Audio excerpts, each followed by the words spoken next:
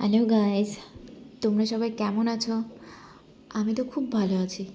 অনেক দিন পর আজ আমি ভিডিও বানাচ্ছি। স্কুলে যাব, তাই আমার মা তাড়াহুড়ো করে রান্না করে দেখো আমার জন্য ভাত বাড়ছে। খেয়ে দিয়ে যেতে হবে, অনেকটাই দূর। গরম গরম ভাত ফু দিয়ে খেতে হচ্ছে। যাই হোক, তাড়াতাড়ি খেয়ে দিয়ে আমি এখন বেরোবো স্কুলে যাওয়ার জন্য।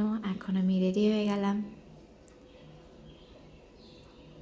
বাড়ি থেকে অনেকটাই দূর আমার স্কুল, প্রায় 9 কিলোমিটার হবে। তো টাটা।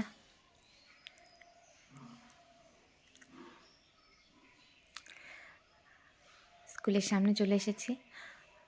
এটাই আমাদের স্কুল।